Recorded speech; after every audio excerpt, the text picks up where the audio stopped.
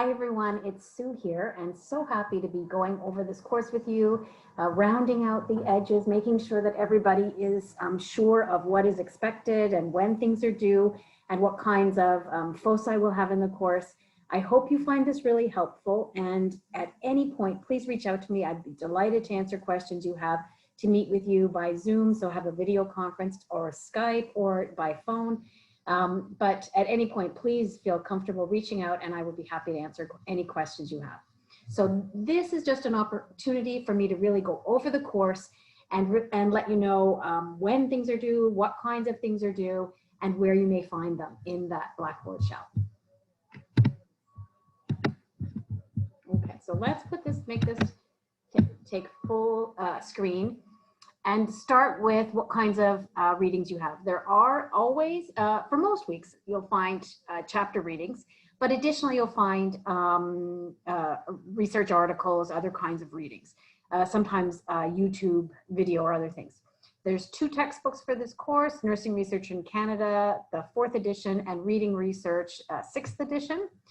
There's also the APA Manual and APA Style Guide, both of those 7th edition, and I know you've been working with 6th edition, so within this course, that's not going to be an issue for you, so not to worry. There's not a typical paper assignment that you would have to use the correct version. Any changes are not particularly relevant to this course, so don't worry, 6th or 7th, you're fine.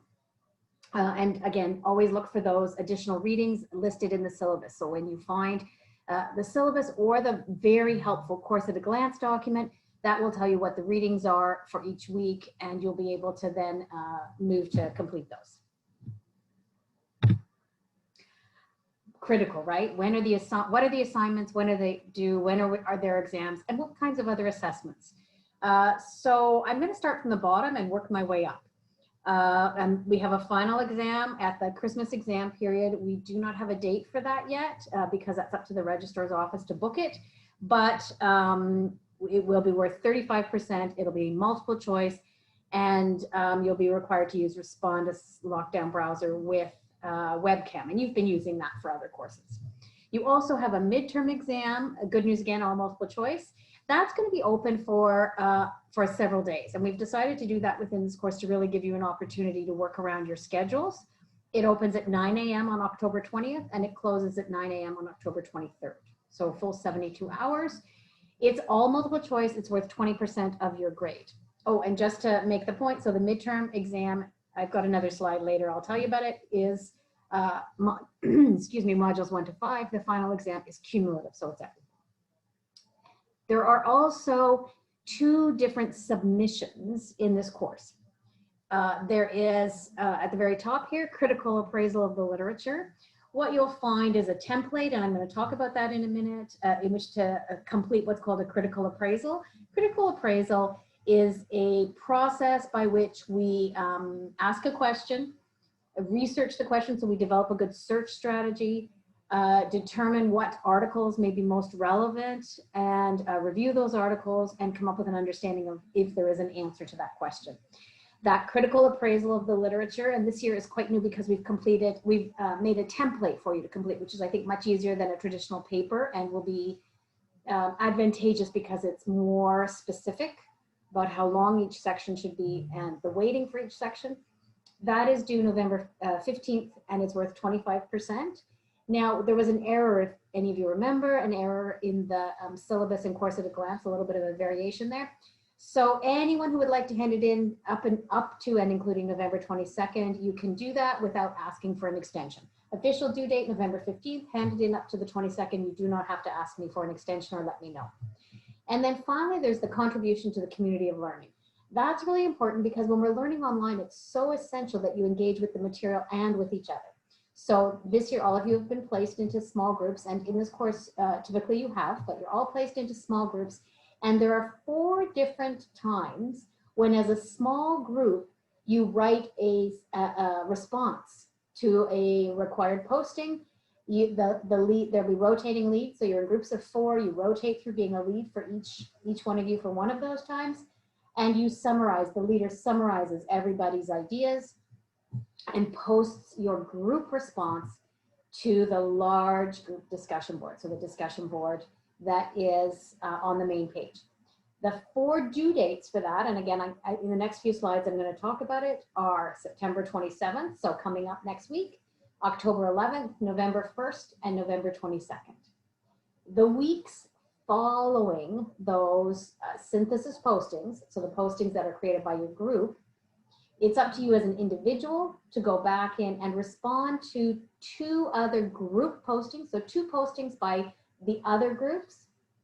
And in those posts, in your responses, you want to demonstrate that you're writing a substantive post. And again, I'm going to talk about that in a minute. Those individual responses are due on October 4th, October 25th, November 8th, and November 29th. Let's go to the next page here. So let's talk about the critical appraisal for a moment. Again, there is a worksheet. And so that worksheet walks you step by step through the process. And we're hopeful that this will be a much more straightforward way for you to work your way through. It starts in the very beginning with coming up with a PICO-based question. And in this course, you're going to learn about that. There's also another method if you're using a qualitative question. And one of the basic differentiations you make in a research course is quantitative research. And often we talk about numbers versus qualitative research, and we talk about stories. So for example, if we were talking about breast cancer, quantitatively, we could, a study may look at the prevalence of breast cancer in women with obesity. If we're looking at qualitative, we may want to talk about the experience of breast cancer for mothers of young children, something like that. So numbers versus stories. PICO, which you'll see in your readings, is just a method for formulating a question. And you'll be doing that in your very first synthesis posting. That is a method that works with both qualitative and quantitative type questions, but more efficiently with quantitative type questions. So as we go through our readings, there's also a method for writing a question format for more qualitative questions. In that worksheet, that critical appraisal worksheet, you'll see that there are different sections. And in those sections, we tell you a maximum number of words. And that really gives you a ballpark of how much are we looking for.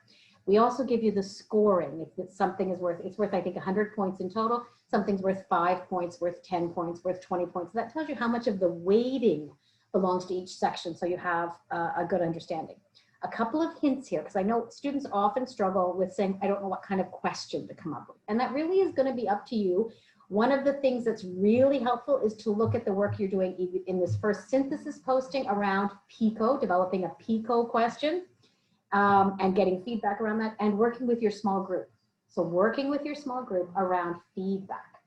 It's important when we're looking at hints to make sure your question is a nursing question so that it's relevant to nursing. Often we move to medical questions. Is a certain kind of chemotherapy more effective than another kind of chemotherapy in treating a certain kind of cancer? That's relevant to health, and it may be relevant to a person who has cancer's outcome, and they may want to know the answer, but that's not a question that's really falls squarely in nursing domain. So we really want to make sure, ask yourself, is this a nursing question? Secondly, we want to make sure it's a question that requires an answer, and I'll give a really great example. Let's say now we're coming to flu season. Do flu shots lead to a decrease in prevalence of influenza? We know the answer, right? We know the answer. Or we wouldn't be advocating for flu shots. Does hand washing lead to a decrease in infection? We know the answer, right? We know the answer. So although you can find literature that proves that answer, those are low-level questions in some ways because they're so obvious we know the answer. We don't have to discuss it anymore. There's nothing particularly intriguing to find out about those. Now, the world is changing with COVID. You might get a different slant on things, but basically you get that idea. It's so obvious that we know the answer. And then finally, the point I made already, that please look at the work with your small group this week in the first posting as you're getting to understand how that small group works in creating a synthesis posting, but also you're developing PICO questions, and also look at the other teams and how they came up with theirs, because you're all working from a common base, which was a news report. And here we come back to talk about that a little bit more. contribution to the community of learning. I gave a little bit of an overview when I listed that in one of the assignments, and I'll talk a little bit more about it now. Most of you will have participated in this kind of work already in the Nursing Theories course. What we do is assign you to small groups, and you have both a responsibility to work in those small groups and a responsibility to work individually to provide responses. So the grade that you get for your participation in this community of learning is based on both of those things. There'll be 4 of those synthesis group postings. So you're all in groups of 4, and that means you alternate being a leader. So each one of you should be a leader once. If occasionally there's a group of 5, one week 2 of you would share being a leader. If you have any questions, let me know, but it's important that each one of you take on the role of leader, and you do that once over the term. When you're the leader, and again, read the directions in the summary, contribution to the community of learning, and also the rubric. But when you're the leader, you assign the due dates for the kinds of activities people are going to be involved in. Students often ask, does the leader have to answer the questions as well as bring everybody else's ideas together, or just bring other people's ideas together? The answer to that question is essentially it's up to your group. Your group gets to decide how you want to work together. So however your group most effectively works together, either way is fine. The leader is responsible for making sure that that people have contributed. If the leader can't get in touch with a student, or a student doesn't submit their work, that's not the leader's responsibility. Ultimately, the leader posts the work for the group. And then it is the responsibility for the learner who did not complete their portion of that work to be able to account for that in their self-evaluation. It's so important that within these groups, the other learners in your group are really counting on you, that you live up to those expectations. So 4 times in the course, each one of you will be involved in synthesis postings, and 1 out of those times you will be a leader. And then the week following that synthesis posting, all of you should be going to the large group discussion board, and you should be responding substantively to 2 other posts. If you read the contribution to the community of learning overview, it describes what is a substantive post. And that means it's much more than saying, I agree, what a great post, you made me think differently, but you actually engage with the material, and you write a scholarly response that incorporates at least 2 references. So in the week that follows the group synthesis postings, you go in as an individual and you respond to at least 2 of the other groups, and you respond substantively, which means that for each of those postings, you're using at least 2 sources of high quality literature. By November 29th, you're going to write a 2 to 3 page, so it's a very brief summary of your contributions, how you contributed by being both a leader and a follower in that course, and how you contributed both as a group member and individually. You're going to include appendices, and the appendices are just so that you are able to reflect on what you have contributed and how you are justifying your self-evaluation grade. This total assignment is worth 20% of your course grade, and so it's really important that you justify your performance that leads to that self-evaluation. And so you're just clipping those. It doesn't matter. Some people, worry that it becomes very lengthy with all of that work. You're just copying and pasting into the appendices as evidence of how you participate in the course. It's also then important that you continue to work within the forum of your small group, within the discussion board. I know some people have said, I think that you can't create threads, and you shouldn't need to create threads, because every week when there is a posting required, a new discussion room opens, right? So you're able to work within that small group discussion room. So there'll be 4 of them, and then you're able to post to the large group discussion forum by the due dates. And then finally, looking at the rubric, you're going to find that posted under the contribution to the community of learning. There's 4 areas that are included on that rubric. One is enacting the leadership role, that week that you assign the work, bring the work together and come up with a synthesis and then post it on behalf of your group. Enacting the followership role, how you support your group in those other weeks, that when you're not a leader, how you take part in the requirements for each of those postings, and how you work effectively within the team. How you utilize the literature both in the synthesis postings that are being created and also in your individual responses. Remember, after each of the synthesis postings, you do 2 individual responses.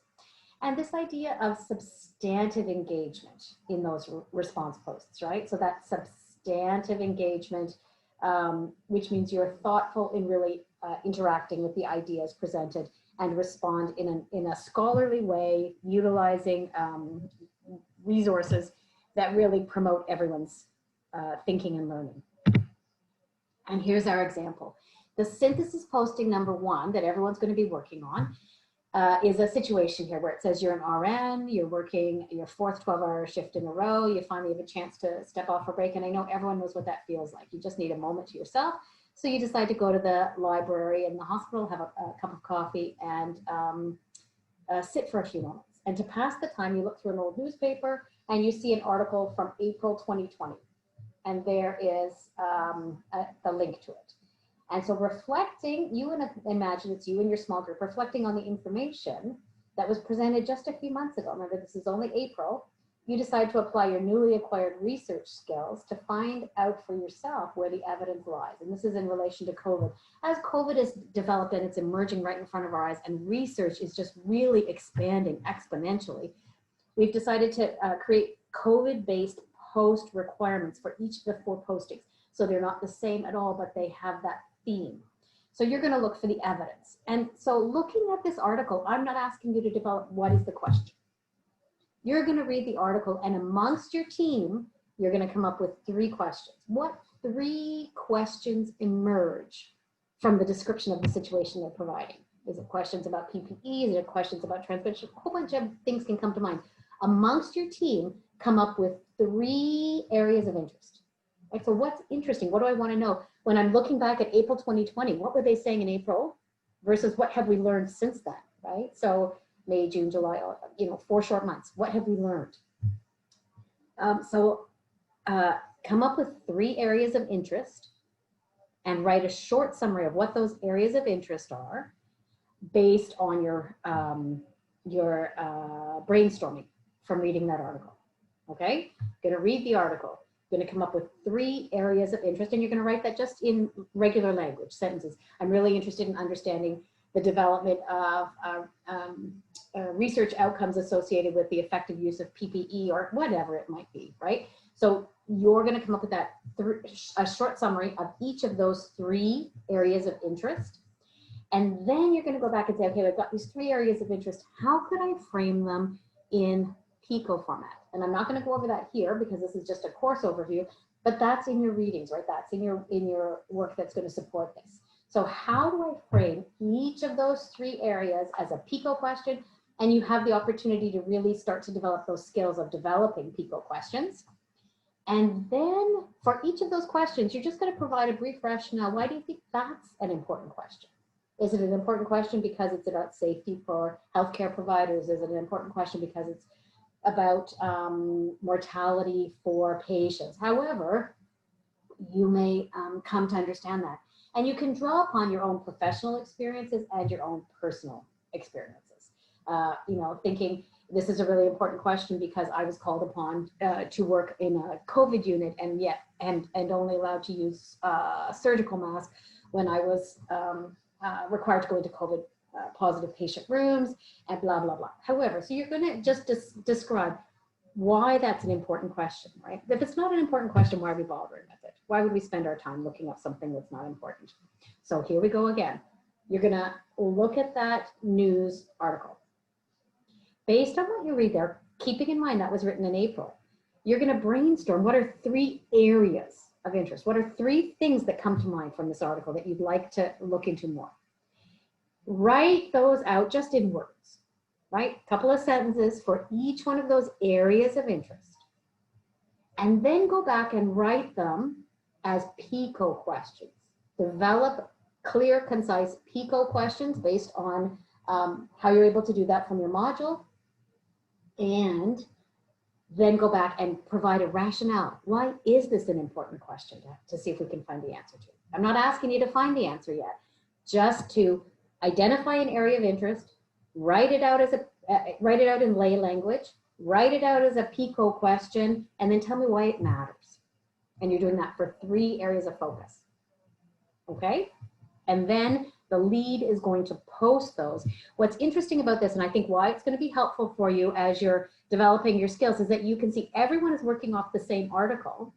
And so you'll see how other groups may have come up with similar questions or different questions, and also how they may have worded the question versus how you have worded the question. So it really gives you an opportunity to look at that and to do some self-reflection on where you ended up and where another person ended up. There's not necessarily a correct answer, although with PICO formatting, that will be important that it actually is precise PICO formatting. So for sure within your group, look at the description of how you write a PICO question.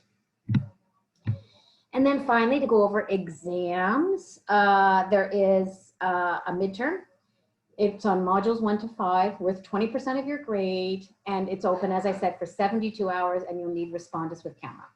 For a final exam, it's multiple choice. It's worth 35% of your grade. It's cumulative, which means although it may be weighted more heavily on module 6 and beyond, it has questions from the entire course.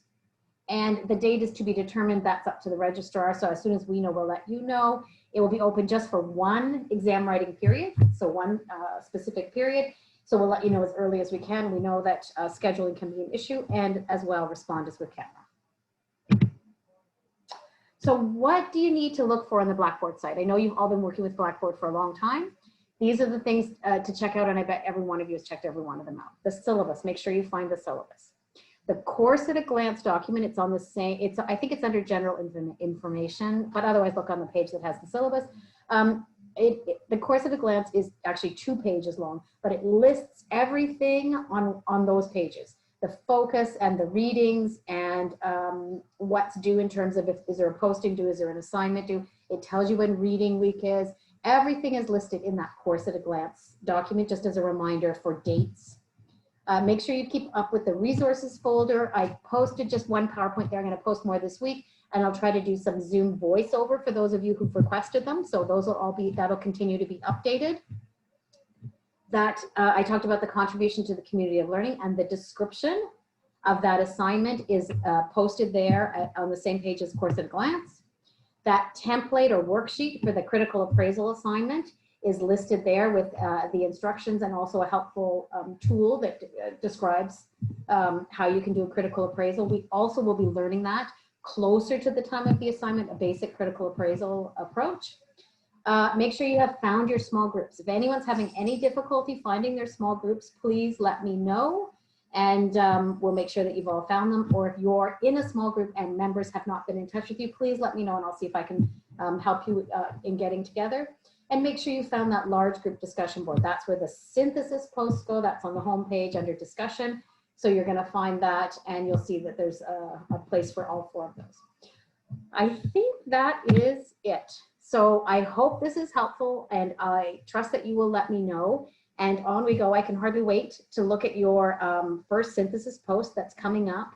And I look forward as we move our way through the course. Research couldn't be more exciting. The time we find ourselves in is ripe with research opportunity, and really the opportunity to learn from research as it unfolds right in front of us. So it's my pleasure to be working with you. Get in touch with me at any time if you need anything. You know that I really try as much as I can to be as fair as I can to you and understanding your context and what's going on. So please do reach out if I can be helpful with anything. My goal is that you learn as much as you can learn. And that we make this reasonable learning. It has to, meet the required outcomes. But for sure, I'm always here. I'm able to listen, and we're able to hopefully work our way through this together. And I hope that we can really translate sometimes complex concepts into things that sound much more like what we do every day in our own lives. Thanks so much for listening, and I'll be in touch soon. But in the meantime, I'm always just a click away. And so let me know how I can be most helpful.